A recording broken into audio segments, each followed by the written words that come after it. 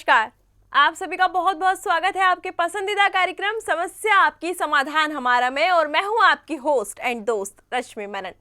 दर्शकों, कहते हैं हमारी कुंडली जो होती है उसके अंदर तमाम प्रकार के योग और दोष दोनों ही पाए जाते हैं, लेकिन उन योगों और दोषों का प्रभाव कैसे हमारी कुंडली पर पड़ता है इसकी जानकारी किसी को नहीं होती है। लोग जाते हैं ज्योतिषाचार्यों के पास और इनकी जानकारी प्राप्त करने की कोशिश करते हैं। बहुत से लोगों का तो मार्गदर्शन ठीक प्रकार से हो जाता है, लेकिन बहुत से लोग अपने मार्ग से भटक जाते हैं क्योंकि उनको जानकारी का अभाव होता है और वो बेकार में ही इधर उधर के उपाय करके अपने जीवन को आसान बनाने की जगह और ज्यादा मुश्किल बना लेते हैं। बहुत सारे दोष हमारी कुंडली में होते हैं, बहुत सारे योग हमारी कुंडली में होते हैं। जैसे कि हमने आपको पहले भी बताया है कि काल सर्प योग जो होता है हमारी कुंडली के अंदर पाया जाता है, वो तमाम प्रकार से अलग अलग तरीके से लोगों को, जातकों को प्रभावित करता है।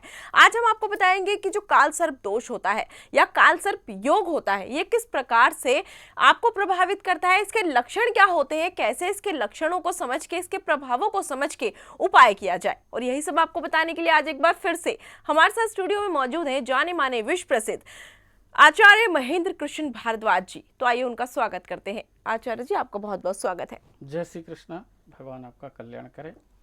तो दर्शकों, यदि आप भी आचार्य जी से बात करना चाहते हैं, समस्याओं के समाधान जानना चाहते हैं, कुंडली के दोषों और योगों के बारे में जानकारी प्राप्त करना चाहते हैं, उपाय जानना चाहते हैं, श्री कृष्ण का आशीर्वाद प्राप्त करना चाहते हैं, तो इन नंबरों पर लगातार कॉल करते रहें। नंबर आपकी टीवी स्क्रीन पर दिखाए जा रहे हैं। साथ ही यदि आप अपनी कुंडली का विश्लेषण करवाना चाहते हैं, जन्म पत्रिका बनवाना चाहते हैं, हवन करवाना चाहते हैं या फिर अन्य प्रकार की जानकारियां प्राप्त करना चाहते हैं, तो इन नंबरों पर आप कार्यक्रम के बाद भी कॉल कर सकते हैं, अपनी अपॉइंटमेंट फिक्स करवा सकते हैं, आचार्य जी से आकर व्यक्तिगत रूप से मिल सकते हैं। आपको एक कॉल करना होगा, अपनी अपॉइंटमेंट फिक्स करवानी होगी और आचार्य जी से मिलकर तमाम प्रकार की वो जानकारियां प्राप्त करनी होंगी जो आपको कहीं से नहीं प्राप्त हो पाती हैं। तो यदि आप चाहते हैं आपका मार्गदर्शन हो जाए, सटीक उपाय आपको पता लग जाए, आपका जीवन आसान हो जाए, जीवन का उद्धार हो जाए, भविष्य उज्जवल हो जाए, तो लगातार कॉल करते रहें। नंबर आपकी टीवी स्क्रीन पर लगातार दिखाए जा रहे हैं। तो आचार्य जी, हम लोग कार्यक्रम की शुरुआत करेंगे मंगलाचरण से।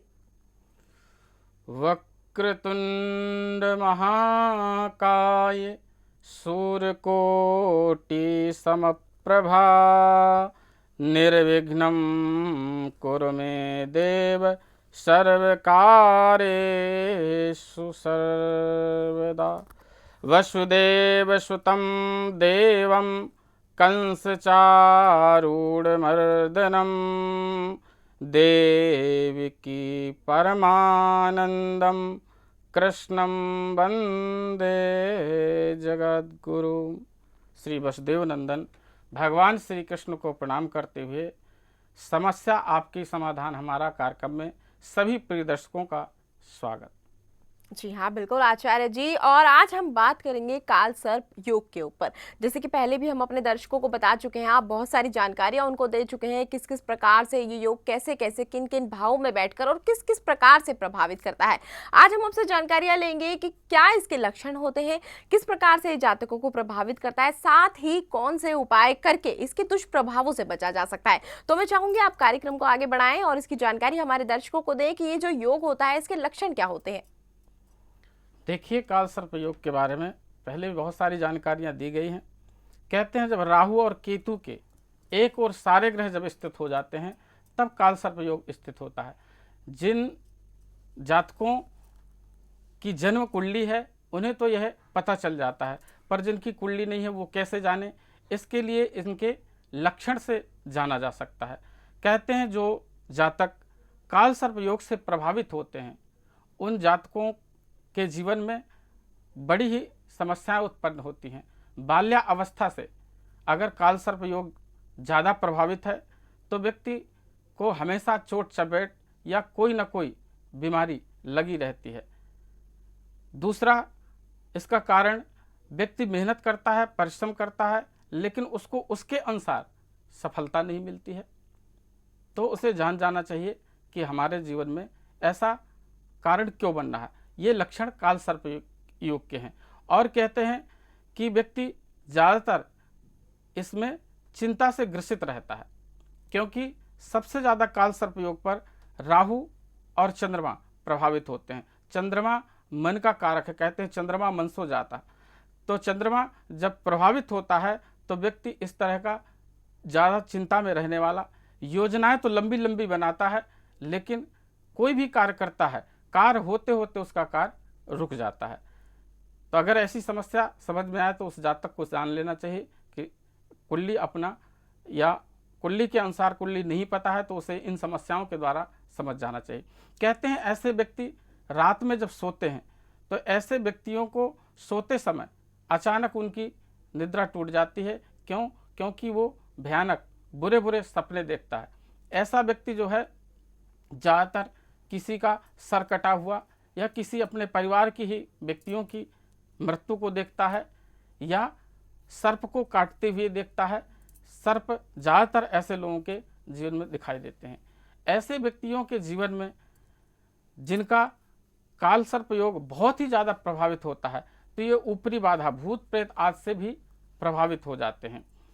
ये जातक मेहनत परिश्रम बहुत करते हैं लेकिन उनको सफलता नहीं मिलती है।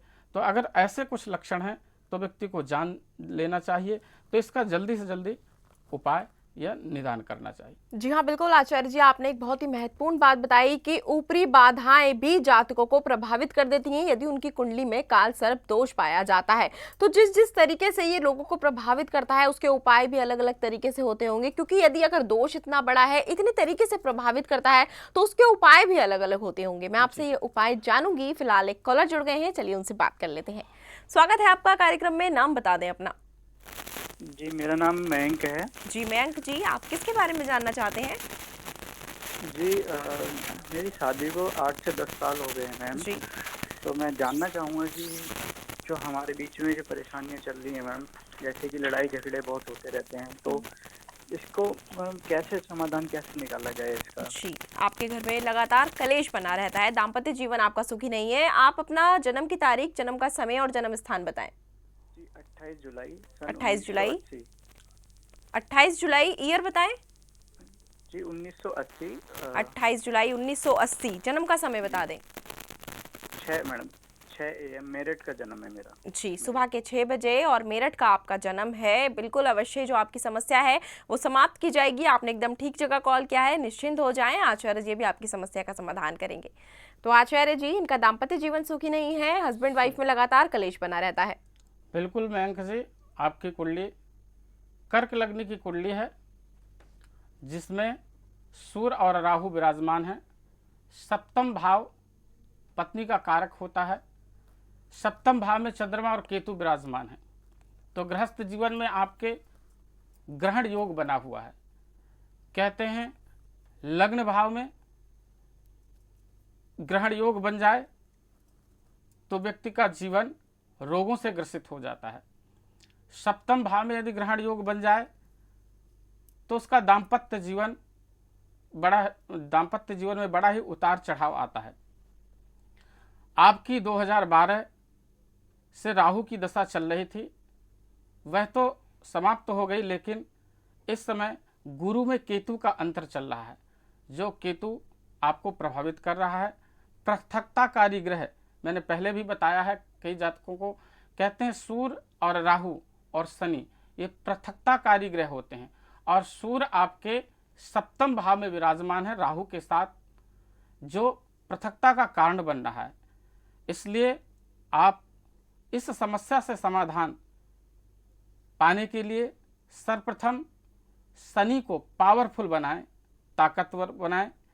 उसके लिए आप नीलम धारण करें और बृहस्पति को ताकतवर बनाएं, जिससे आपके दाम्पत्य जीवन में जो बिखराव आ रहा है, जो लड़ाई झगड़ा क्लेश हो रहे हैं, इनसे यदि मुक्ति निजात पाना है तो बृहस्पति के उपाय करें।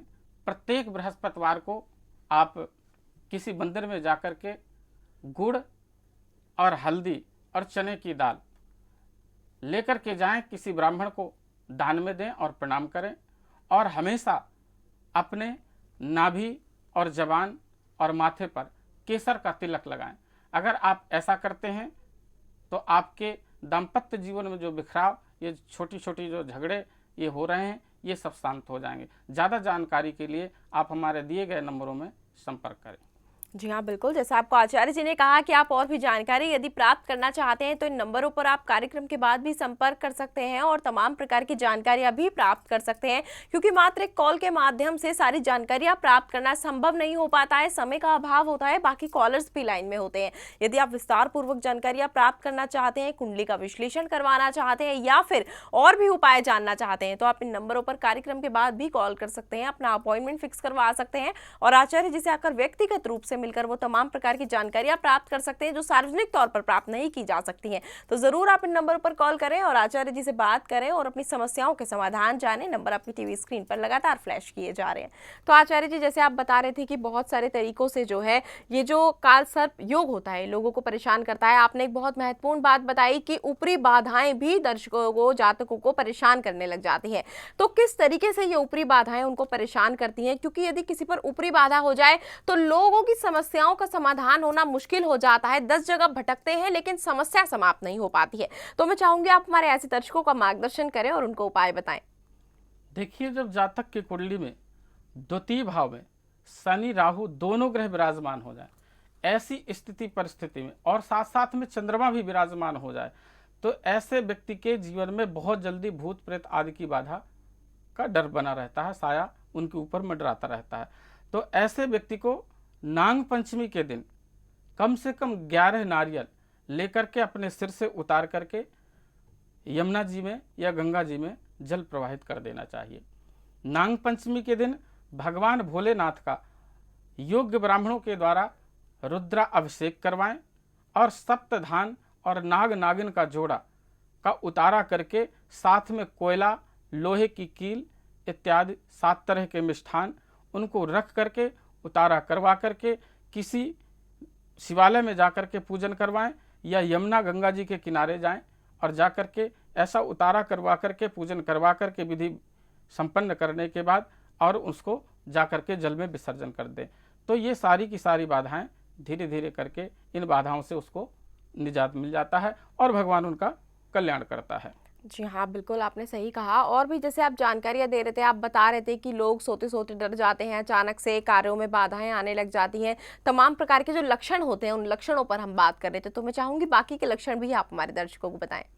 देखिए, जब व्यक्ति के जीवन में कुंडली में बहुत ज़्यादा काल सर्प योग प्रभावित हो जाता है तो ऐसे व्यक्ति हमेशा भयभीत रहते हैं। जिनके चंद्रमा और सूर्य राहु के द्वारा ग्रसित हो जाते हैं, यानी ग्रहण योग बन जाता है, तो ऐसे जातक ज़्यादा भयभीत होते हैं। इनको यदि सुनसान एरिया में जाने के लिए कह दिया जाए निर्जन वन में तो ये बहुत जल्दी घबरा जाएंगे। ऐसे जातक को निर्जन स्थानों पर नहीं जाना चाहिए। ज़्यादा ऊंचाई पर जाएंगे इनके हाथ पैर फूलने लगेंगे, हिलने लगेंगे। तो ऐसे जातक को ज़्यादा ऊंचाई पर नहीं जाना चाहिए। जी हाँ, बिल्कुल आपने सही कहा। यदि ये इतना बड़ा योग है, इतना बड़ा दोष है तो लोगों को अलग अलग प्रकार से प्रभावित करता है, लोग भयभीत हो जाते हैं, कार्यों में अड़चनें आने लगती हैं। तो उनके उपाय आपसे जानना बहुत ज़्यादा महत्वपूर्ण हो गया है। तो मैं ये उपाय आपसे जानूंगी, लेकिन उससे पहले एक कॉलर जुड़ गए हैं, चलिए उनकी समस्या जान लेते हैं। स्वागत है आपका कार्यक्रम में, नाम बता दें अपना। हाँ, जय माता दी गुरुजी, मेरा नाम महेश है। जी, किसके बारे में जानना चाहते हैं? मैं अपने बारे में ही जानना चाहता जी हूँ। बिल्कुल, आप अपनी जन्म की तारीख बता दें। हाँ, 1 अप्रैल 1985। 1 अप्रैल 1985। जन्म का समय बताएं। 8 बजे नाइट में। रात के 8 बजे। जन्म स्थान बता दें अपना। जन्म स्थान है आपका यहाँ आसाम, कामरूप। जी, क्या जानना चाहते हैं आप आचार्य जी से? सवाल क्या है आपका? हाँ, ये है कि मेरे शादी को 2-4 साल 5 साल हो गए हैं, 5 साल के आसपास, पर अभी तक मेरा कोई संतान नहीं हो पाया। जी, संतान प्राप्ति नहीं हो पा रही है। तो आचार्य जी, इनको संतान प्राप्ति नहीं हो पा रही है, शादी को 2 या 4 साल हो चुके हैं इनकी। देखिए महेश जी, आपकी कुंडली के तुला लग्न की है। तुला लग्न में आपके केतु ग्रह विराजमान है और संतान के कारक ग्रह बृहस्पति चतुर्थ भाव में विराजमान है, जो कुंभ राशि में है, मकर राशि में है, नीच के हैं। और आपके सप्तम भाव में मंगल और राहु विराजमान है। दसम भाव में आपके चंद्रदेव विराजमान है। आपकी कुंडली मांगलिक योग से प्रभावित है। यदि आपका विवाह किसी अनमांगलिक लड़की के साथ अगर हुआ है तो सबसे पहला कारण तो मांगलिक योग होने की वजह से संतान में आपके बाधा उत्पन्न हो रही है। दूसरा कारण आपकी कुंडली में बृहस्पति देवता नीच के हैं, जिसकी वजह से आपके जीवन में संतान का सुख नहीं प्राप्त हो रहा है। और आपको संतान प्राप्ति के लिए एक बहुत ही सरल उपाय है। अगर आप पति पत्नी दोनों मिल करके इस उपाय को करते हैं तो अवश्य आपको संतान का सुख प्राप्त हो जाएगा। आपको शुक्ल पक्ष की पंचमी के व्रत दोनों पति पत्नी को करना पड़ेगा। दोनों मिलकर के सोना, चांदी, तांबा अपनी हैसियत के अनुसार 3 धातुओं को मिलाकर के पंचमुखी नाग बनवाएं और किसी योग्य ब्राह्मण को बुला करके उसकी प्राण प्रतिष्ठा स्थापना करवाएं और प्रत्येक मास की शुक्ल पक्ष की पंचमी का दोनों पति पत्नी मिलकर के व्रत करें और उनका विधि विधान से प्रत्येक मास में उनका पूजन करें उनके नामों के अनुसार और खीर का भोग लगाएं। किसी ब्राह्मण को हर पंचमी में बुला करके मीठा खिलाएं, जिससे आपके जीवन में बहुत जल्दी संतान का सुख प्राप्त हो जाएगा। और दूसरा उपाय, आप जो है बृहस्पति को उच्च का ताकतवर बनाने के लिए बृहस्पति से संबंधी दान करें या मंत्र जाप करवा करके इस कष्ट से आपको निजात मिलेगा। राधा माधव गोविंद की दया कृपा आप पर बनी रहे। ज़्यादा कुछ जानकारी के लिए आप हमारे दिए गए नंबरों पर संपर्क करें। जी हाँ, बिल्कुल। उपाय आपको आचार्य जी ने बता दिया है, मार्गदर्शन आपका आचार्य जी ने कर दिया है। अब ये देखना है कि आप उपाय किस तरीके से करते हैं। यदि आपकी समस्या में कोई भी अड़चन आती है, समाप्त नहीं हो पाती है, तो आप इस उपाय को ठीक प्रकार से ही करें जब भी आपकी समस्या समाप्त होगी। यदि आपको उपाय नहीं समझ आया है तो आप कार्यक्रम के बाद भी कॉल कर सकते हैं, उपाय समझ सकते हैं और उसको ठीक प्रकार से ही करें, क्योंकि यदि विधि गलत हो जाएगी तो समस्या और ज़्यादा बढ़ जाएगी। तो उपाय करते समय सबसे महत्वपूर्ण चीज़ यही होती है कि शुद्ध सामग्रियों का इस्तेमाल किया जाए, ठीक प्रकार से विधि की जाए और शुभ मुहूर्त में ही उपाय किया जाए, तभी आपकी समस्या से आपको निजात प्राप्त हो सकती है।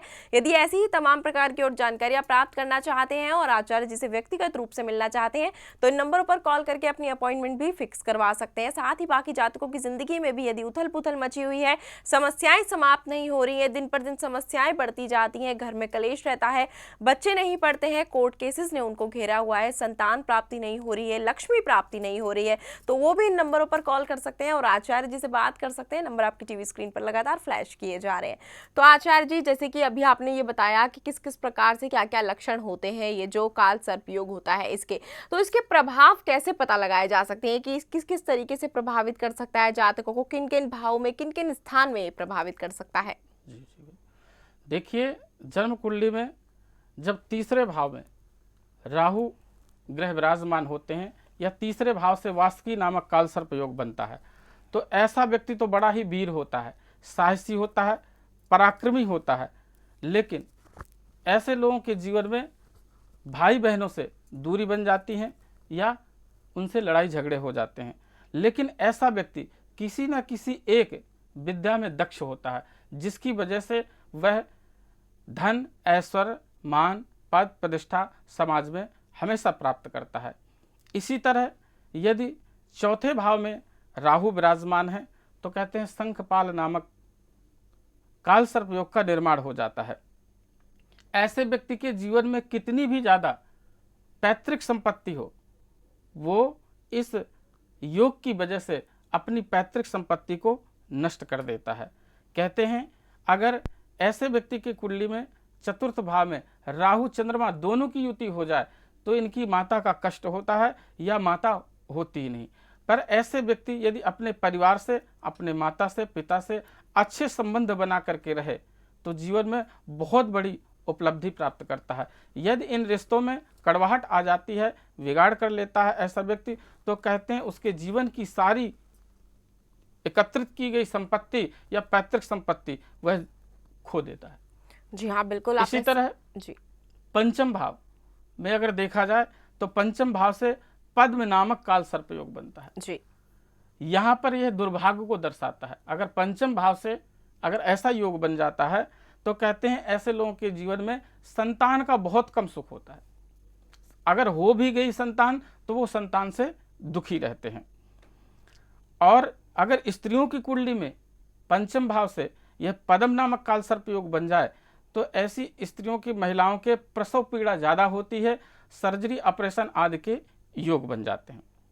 लेकिन यदि छठवें भाव में महापद्म नामक योग, कालसर्प योग बने तो ऐसा व्यक्ति बड़ा ही वीर साहसी होता है, लेकिन नेत्र या दंत रोग से परेशान होता है। मामा से उसकी बहुत कम बनती है, मामा पक्ष से ऐसे लोगों का बिगाड़ हो जाता है।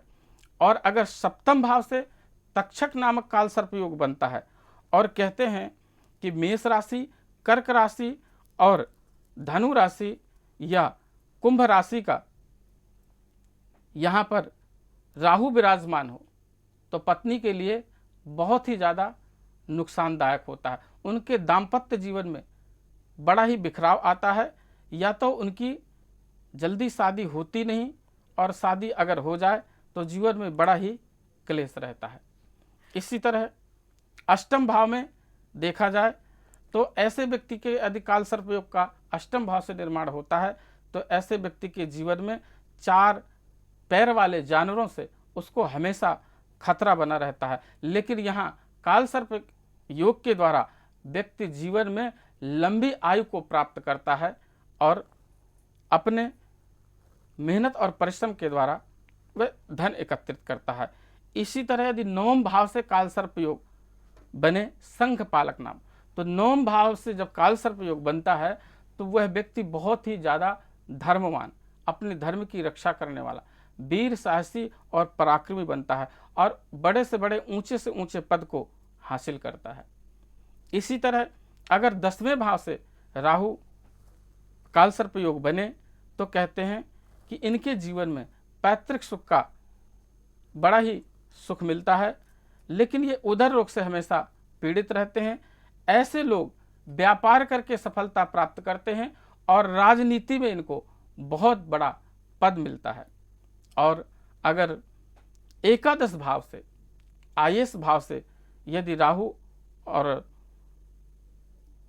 नवम भाव, पंचम भाव में यदि केतु विराजमान हो तो ऐसे व्यक्ति के को नेत्र विकार हो जाता है और संतान से उन्हें सुख मिलता है।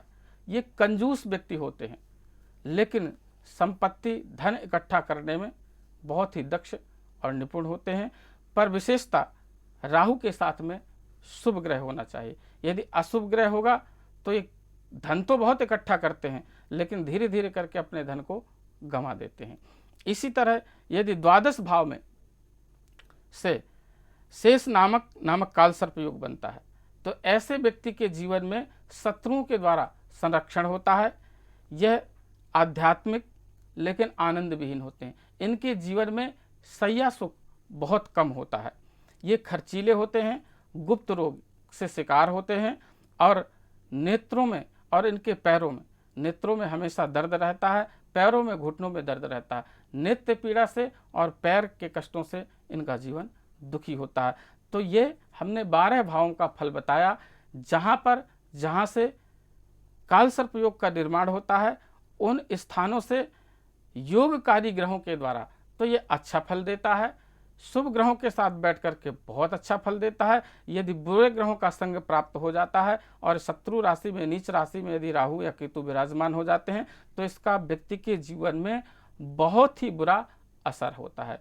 इसलिए यदि जातक के जीवन में ऐसी संघर्ष, ऐसी दिक्कतें और परेशानी आ रही हैं तो व्यक्ति को अपनी कुंडली का योग्य ज्योतिषाचार के द्वारा अच्छी तरह से विश्लेषण, निरीक्षण, परीक्षण करवाना चाहिए। जी हाँ, बिल्कुल आचार्य जी, ये बात आपने बहुत महत्वपूर्ण बताई है कि यदि ये अच्छे ग्रहों के साथ बैठ जाए तो अच्छे फल देता है और अच्छे ग्रहों के साथ बैठ जाए तो बहुत ही शुभ फल देता है। लेकिन यदि यह गलत ग्रहों के साथ बैठ जाए या छोटे ग्रहों के साथ या फिर जो ग्रह खराब होते हैं उनके साथ बैठ जाए तो उतना ही दुष्परिणाम लोगों को भुगतना पड़ता है, उनकी समस्याएं बढ़ जाती हैं।